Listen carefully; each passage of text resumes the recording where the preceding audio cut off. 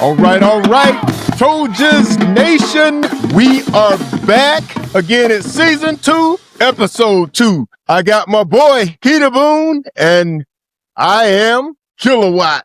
We are here to talk some Trojans football, and Keita Boone, the boys are sitting at 5-0 Yes, and sir. looking pretty, looking real pretty. And I'm talking about that king of middle Georgia type pretty. That's right. So obviously, we just came off of a game where we were able to show Northside what it is. That's Give us right. a little feedback, man, on that contest. Well, with Peach County being Peach County, everybody gonna give us their best shot, and that's especially Northside. I don't know what it is about when Northside when they play Peach County, they look better than what they did the week before. You know what I mean? But Tighten them it black up. hats, them black Tighten it hats up. still do what they do. Still Mm-hmm. do what they do. We'll be fine. We'll grow from that. Mm-hmm. We'll look better Friday night. Well, like you said, in terms of it's a rivalry game. I mean, we play anybody from Middle Georgia, whether it be Warner Robins, Perry. I mean, even Northeast going to give us their best. I mean, Right. they're not necessarily in our region, but at the same time, they're going to give us our best. And we've seen now what kind of team Northeast is. So Right. that's the expectation in Middle Georgia is that we're going to get everybody's best. Now, this past week, I should say, had the youngster That's under right. center. So he got a little taste of Peach County football. I mean, at the end of the day, we got us a win. But just give us a little feedback on what his traits are, what he brings to the table from a trait standpoint, and then just what we need him to work on to kind of be where we need him to be. Right. He's young. He's raw. The kid arm talent. He can make pretty much any throw, but he has to settle in and play Peach County football. I think he'll get better. Know what I mean? But he just got to learn our brand of football and do the things that are asked of him. That's all he got to do. Do the things that are asked of him, and he'll be fine. Yeah, he's still raw. Put it that way. I got you. And, and we're talking about Samuel Sands. And the thing is, Peach County, we're talking about a long history right now. Right. And I think a lot of people coming from other programs, and whether it's your first time playing against Peach County, your first time playing with Peach County, we have a swagger that it's like no other. I mean, it is inherent. We are almost at this point, it's an expectation that if you are a future Trojan, you are walking through life with that swag. Right. You know what I'm saying? Yeah, it's Trojans. Yeah. It's Peach County, baby. We gon' get this. So there is absolutely an period where he has to adjust with what type of program he's playing in. And then, like you said, he's young. He's a sophomore. So, of course, win the bottom line, and that's what we need to get done. Looking at the game, and again, how we start on the offensive side of the ball, man. Give me those standouts of how we were able to get this thing done. Okay. Well, I'm going to give a shout out to the offensive line for one thing, because we rushed for over 200 yards in that game. They even moved some of the linemen around because that number 90 from Northside is a big kid. And what he would do, he would move. When he got a dog in front of him, he tried to run from that dog. So when we put that dog in front of him in the position he was playing, he couldn't run from him. So I want to give a shout out to the offensive line. But that Zion Hudson carried us Friday night. That joker jumped in that wildcat, man, and he was unstoppable in that wildcat. And he had about 4 or 5 catches. And he also ran a touchdown. So Zion Hudson, that dog, he's the offensive MVP. All right. And of course, the folks are very familiar with Zion at this point. And they're likely going to hear his name said a lot throughout his career, not just in high school and not just in football, as we spoke in the last episode, that he's also a very high level baseball player. That's right. But it'll also happen in college. And that's what we do as a program. It's not just about using up players and then you see them on the street talking about what they did in high school and never got anything to do with it. Right. By and large, man, we have a lot of guys who have the opportunity to continue playing this game. And of course, people have been able to see we have a whole bunch of guys who made it all the way to even the highest level, regardless of the town that we came from of only 100 some odd people. Right. We are still breeding a very high level football player and a very high level student athlete. Because Yes, I sir. think that part is important as well. Because in the end of the day, all of this stuff that we're talking about, it's just a microcosm of life. And I think football is one of the best training grounds there is. And when you look at the successful people, man, from Fort Valley who are athletes and even the non-athletes, because again, like I said, the culture it really permeates with everyone. Man, we got success in pretty much every field you can name. Correct. So I think that's a big thing as we go into those dogs on that defensive side of the ball. Oh, yeah. Hey, look, when you hold your opponents to 6 points, single digits, right? You're doing work, man. You're doing work. Yeah. So who was doing that work? Well, you got the other dog on the other side of the ball, Ace Blunt. I don't know how many tackles that Joker had, but man, he had a bunch of tackles. Every time the Joker get up, I'm a 45 getting up too. So and then I'm gonna give Dylan Perry a shout out. The one that plays safety. That kid is getting better and better each week, and he's finding the ball. Almost in every game, he's finding the ball. So I'm gonna give him a shout out. But that dog on defense is Ace Blunt.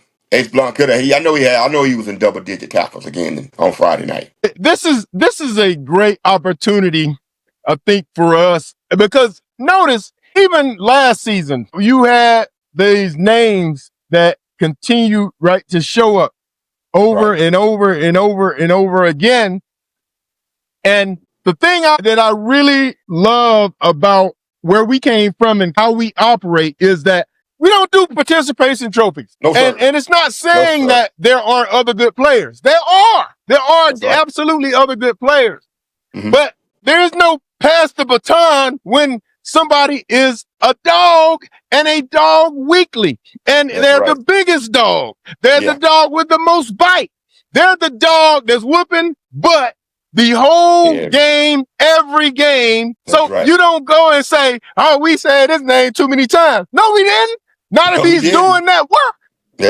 If he is the one who's doing the work, then he is the one who should get the reward. That's how life works. Guess what? In life, I don't care if it's in business or in sports, nobody's going to come and hand you $5 because this man right here earned way more than you did. That's right. If you didn't earn it, they ain't going to come and say, hey, let's give him one this time. No, who did the work? So, man, I love it, man. I love hearing those guys who rise to the top because you know what? Those 10 NFL players we have are guys who rose to the top constantly. Those are the guys you heard their names throughout the county, throughout the middle Georgia, throughout the state, throughout the nation. That is how you become one of those elite players. And at this point, when you look at college, man, that's how a number of people get to make that transition that they might have never been able to afford when you're able to get your college paid for by your talent on the field, or even, like I said, your intellect in the classroom. That's a big deal. That's a big deal. And again, those dogs are usually always the ones showing up. That's and right. Again, always biting. Zion Hudson, Ace Blunt. Yes, sir. Folks, y'all better get used to those names. Now, look, man, before we get off of here, one thing that I want to talk about, because this is one of those years, man, where I'm not going to say it's a state championship or bust, but there is no way that the atmosphere around this football program can't be, this is a state championship team. That's right. What are you hearing? I'm hearing we got a pretty good shot. The thing is we being healthy. If we roll into the playoffs and we totally healthy, oh man, we're gonna run through that thing. You know what I'm saying?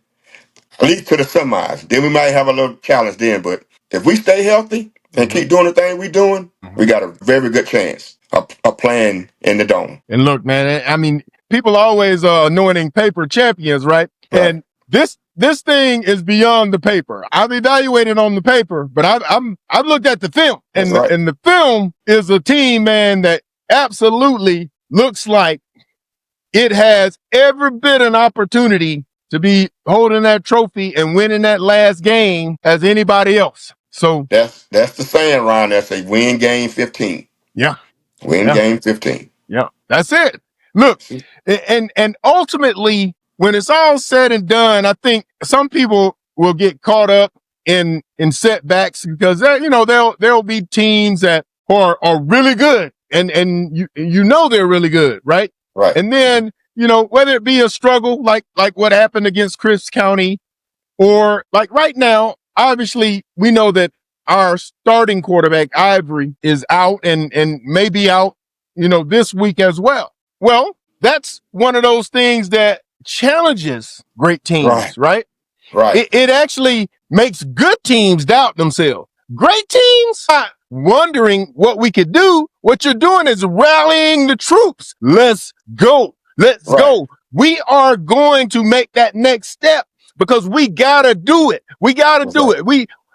Our primary leader is on the side right now. He needs us to step up. And he needs us to pull this young guy along so that he can get that Trojan swagger, right? So he can understand what this Trojan football is all about and feel confident. Because a lot of times, what is the issue with young players is being confident, right? That's right. You know how they always talk about, hey man, give them an easy completion, right? Why? Why do they say that? They say that all the way up to the NFL, right? They'll be in that confidence. Literally. Right. NFL rookie quarterback. Hey man, give him an easy completion. And what happens on most of the cases? You're gonna see a little 5-yard ouch. Pop. He hit that thing. Man, his first NFL throw, man. He like, oh, wait a minute. Now I'm here. I can do this thing. So, man, look, I look forward to seeing this team rally with this taste of adversity, right? Mm-hmm. With the not having the quarterback, with the tight game against Chris. So now how do they respond? Right. What is it that you do now moving forward when you go up against the biggest challenges you'll have within this region? Whether it be this week is what? Westover, right? Right. We got Cairo. Now, we'll see if Westover is legit Friday night. That's right. Give me a little feedback on what you've seen of Westover. Well, I watched them a little bit. They're not as that team they had last year. You had some big boys out there, and I'm joking with just leaning on us. But their talent wise, they're not as talented as they were last year. They got you got a few kids and some dogs on that team. Just put them out like on every team. You're gonna have some dogs, but we go up there and do what we're supposed to do. We should take care of business pretty easily. We just got to stay disciplined, stay hungry, and keep building character as we go along the way. We do that, we'll be fine. Well, look, man, that's how you close it out, because the deal is be holding that trophy up and winning game 15. So Westover, we coming, baby. Here we come. Yes, sir. And as we always do, in the count of 3, 1, 2, 3, all the way to state. Let's go, baby.